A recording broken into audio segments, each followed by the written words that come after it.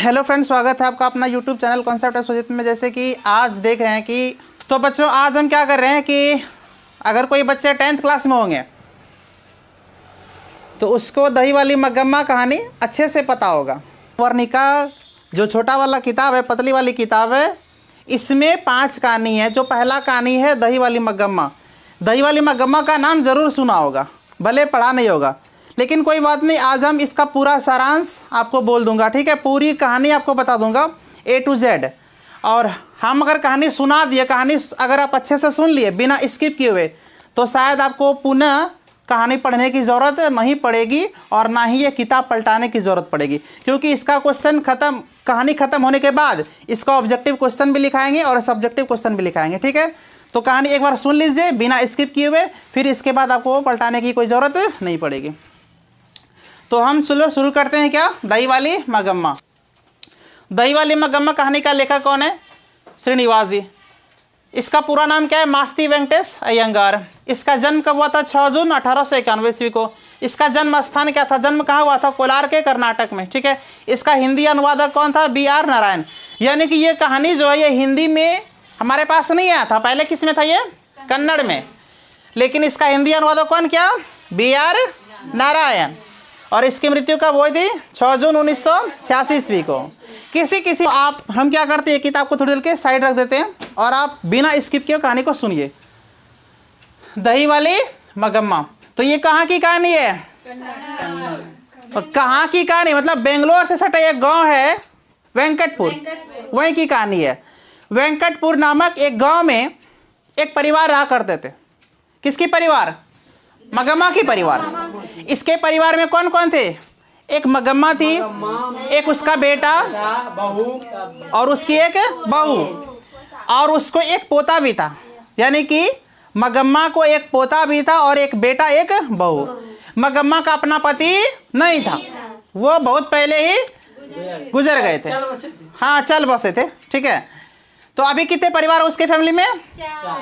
दही वाली मगम्मा, उसकी बहू, उसका उसका बेटा और उसका पोता।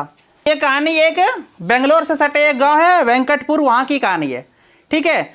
अब देखिए दही वाली मगम्मा क्या करती थी, इसका लेखक से स्पष्ट है कि वो जो मगम्मा थी वो अपने घर में दही बनाती थी, मतलब जमाती थी, जैसी भी हो, दूध लेकर के दही जो बनाने की प्रक्रिया होती है, दही बना करके अपने गांव से थोड़ी दूर चल जाती थी मार्केट। कहाँ जाती थी दही बेचने के लिए?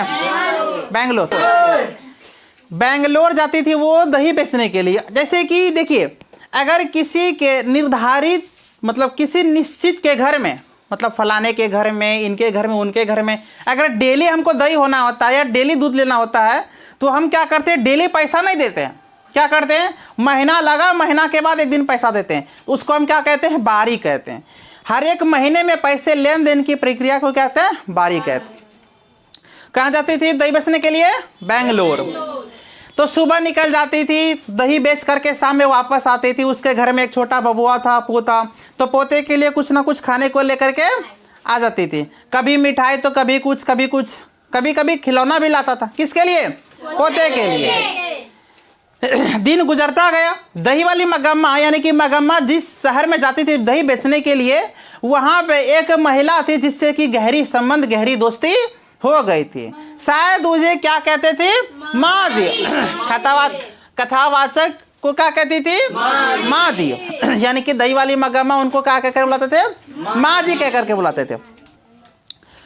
इसी तरह से बातें होती थी, फिर घर आती थी। दिन गुजरता गया, मतलब समझो कि दही बेचने का उसका काम था। दिन गुजरता गया तो उसके घर में नई बहू थी, यानी कि उसकी पतोहू जो थी, हम लोग देसी भाषा में क्या बोलते हैं? उसको पतोहू बोलते हैं। तो पतोहू जो थी वो नई थी। तो उस समय देखिए उसके पास कोई खर्च नहीं था। दही बेचने के बाद जो भी पैसे इकट्ठे होते थे, उस पैसे से उसकी कुछ गहना भी ला देती थी। किसकी गहना लाती थी? पतोहू के लिए, है ना। कभी बाजू तो कभी ये तो कभी वो बिंदी, तो मतलब हर चीज, ज्वेलरी, चाहे सोने की हो या चांदी की हो, उसकी कुछ ज्वेलरी वो लाती थी। कौन लाती थी? दही वाली मगम्मा। किन के लिए लाती थी? अपनी बहू के लिए, ठीक है। बहू भी खुश थी, बेटा भी, मतलब अपना सब ठीक ठाक चल रहा था। एक दिन क्या हुआ कि उसके पोते ने यानी कि नजम्मा के बेटे ने, देखिए मगम्मा की बहू का नाम क्या है? नजम्मा। नजम्मा की बेटे ने कुछ गलती किया होगा। वैसे आप लोग भी जानते हैं कि छोटका बच्चा गलती करते रहता है, उसकी गलती की कोई लिमिट नहीं होती। तो एक दिन उसको पीट रहे थे। कौन पीट रहे थे? नजम्मा। नजम्मा किसको पीट रहे थे? नजम्मा किसको पीट रहे थे? अपने बेटे को। अपने बेटे को, यानी कि नजम्मा अपने बेटे को पीट रहे थे। तो तभी आ गई कौन? मगम्मा, यानी कि उसकी दादी। तो क्या मजा लेके दादी के सामने किसी को पीट ले? है क्या? हम लोगों की भी दादी थी, नहीं पीटने देता था, झगड़ा हो जाती थी दादी में और मामी, लेकिन पीटने के लिए नहीं देता था। वैसा उसमें भी हुआ, दादी के सामने पीट रहा था तो उन्होंने कहा कि क्यों रे राक्षसी, तू इसे क्यों पीट रही है? एक बात कॉमन मिला कि उसने क्या कहा था? राक्षसी। किसे कहा था? बहू को, यानी कि नजम्मा को। सिर्फ एक ही बात कहा था कि इसकी क्या कसूर है, तुम इसे क्यों पीट रहे हो? और इसमें क्या बोल दिया? राक्षसी। कौन बोल दिया? सासू माँ, यानी कि मगम्मा जी। किसको बोल दिए? नजम्मा को। तब तो क्या बात है बाबू, नजम्मा को बोल दिया कि तू राक्षसी है। गजब। यानी कि आजकल के महिलाएं हो या नई नवेली जो भी, उसको राक्षसी बोल पाएंगे क्या? नहीं। झगड़ा छिड़ गई, पोते को साइड कर दिया। अब झगड़ा किस में चलने लगी? नजम्मा और मगम्मा में। अब लड़ाई पूरे चलने लगी, तू मैं खूब हो गया दोनों में। सास बहू जानवे करते हैं, हर घर में जो सास और बहू में हो जाती है नई नवेली में, फिर बाद में इकट्ठा हो जाती है, वो बात अलग है, लेकिन शुरुआत में ऐसे ही होती है। उन्होंने भी कह दिया मगम्मा ने कि आने दीजिए अपने बेटे को, यानी कि तुम्हारे पति देव को आने दीजिए, उसके बाद हम उसके पास शिकायत करता हूँ। तो जानते कि दिन भर अपने अपने काम में बिजी होते, शाम में आया उनका बेटा, यानी कि मगम्मा के बेटा और नजम्मा के पति। तो शाम में दोनों ने शिकायत किया। तो शिकायत करने के बाद उसका बेटा बोलता है कि तुम दोनों आपस में झगड़ा क्यों करती हो? और ऐसे समझौता होते होते बेटा ने क्या कह दिया माँ को कि माँ जी तुम क्या चाहती हो कि मैं इनसे अलग हूँ, यानी कि नजम्मा से अलग हो जाऊँ? ये भला कैसे हो सकता है? अगर मैं इनसे अलग हो जाऊँ तो इनका देख रेख कौन करेगा? इसके आगे पीछे कौन है? और ये भी कहा था, आपने अगर गौर करके नहीं पढ़ा होगा तो ये भी कहा था कि आप तो कुछ समय के मेहमान हैं, आप बूढ़े हो जाएंगे, आपके जाने के बाद इसका देखभाल कौन करेगा?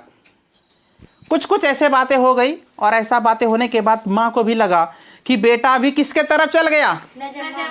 नजम्मा के तरफ। इसी जगह कहा है कि शादी के बाद, यानी कि नजम्मा किसे कहती है? माँ जी से जाके कहती थी दही बेचने के, मतलब दिन में दही बेचने के लिए जहाँ जाती थी बेंगलोर, तो वहाँ माँ जी को कहती थी कि आजकल के ज़माने में बेटा भी अजीब है कि शादी होने की सिर्फ देरी है, शादी हो गई तो वो अपना नहीं रहा, किसका हो गया? बहू का हो गया। यही ना कहता है रे, बेटा माँ की नहीं होती, किसकी हो जाती है? बहू की हो जाती है। तो ये हो गई।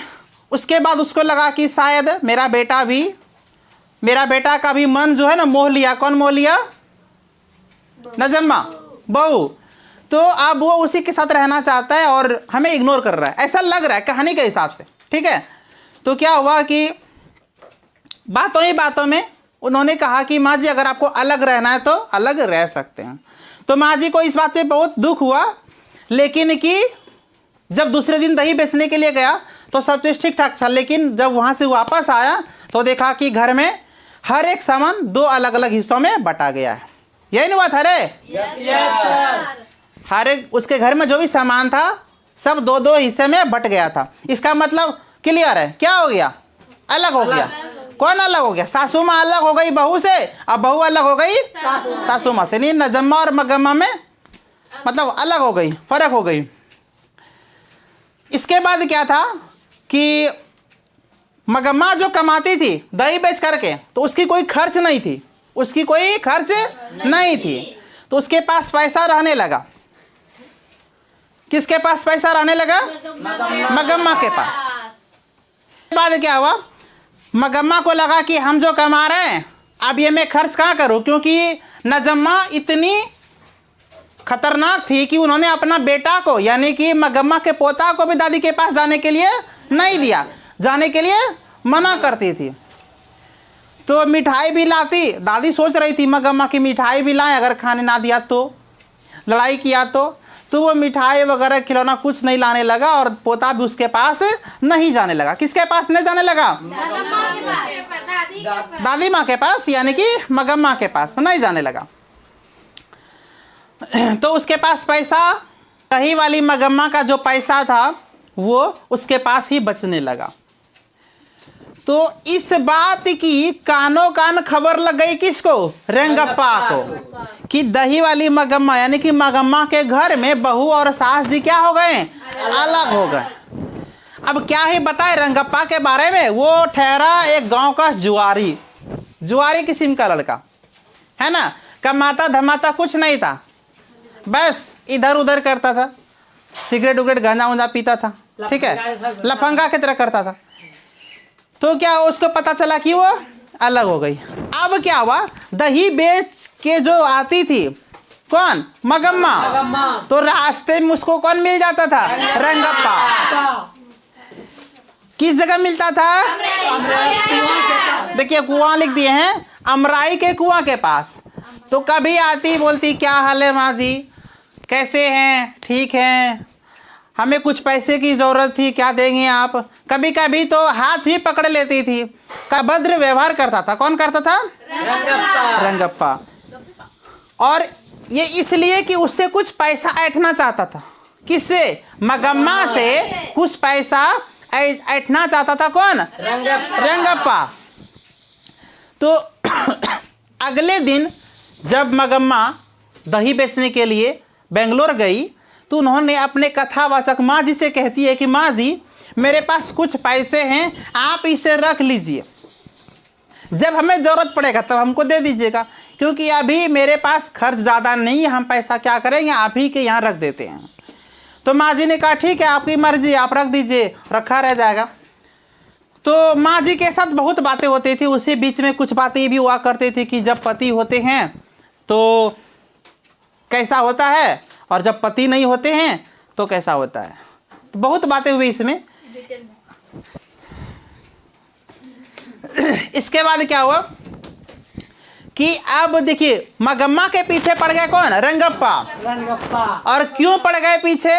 क्योंकि उसको पैसा चाहिए था। किसको पैसा चाहिए थे? रेंगप्पा को पैसे चाहिए था।